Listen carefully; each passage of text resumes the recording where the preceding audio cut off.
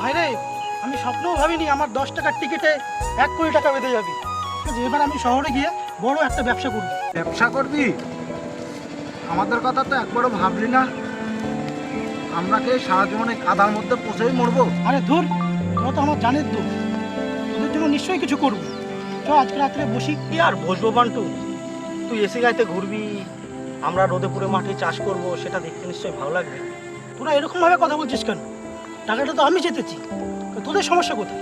সমস্যা অনেক। তুই থাকলে টিকিটও তোর, টাকাও তোর। তুই না থাকলে টিকিটও আমাদের, টাকাও আমাদের। রঞ্জিত, ইয়া কি কইস না, আমরা ছোট কলাকার বন্ধু।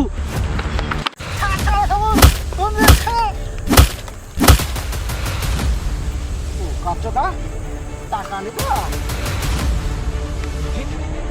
বান্টু মরে গেছে, মরে গেছে বান্টু। দাঁড়া, কাপটা টাকা নেব? এ টাকা, চল।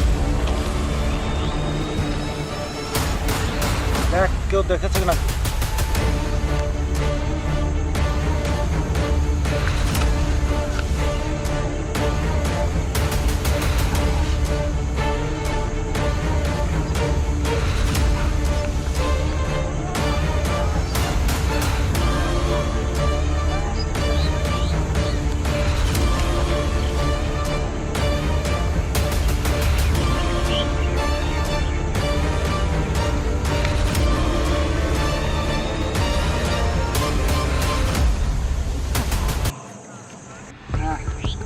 এখানে তাকে সরাতে হবে, কেউ যেন না জানে।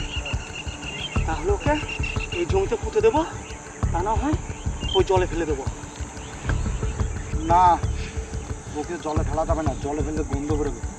এর থেকে চল, ওই যে পচা গাদাটা দূরে, ওখানে ফেলে দিয়ে আসি, ওখানে দিয়ে চাপা দিয়ে আসি। ওদিকে এই শালাকে দেখতে কেউ যাবে না, আর ওদিকে কেউ যায়ও না। চল চল, সারাটাকে ফেলে দিই, চল।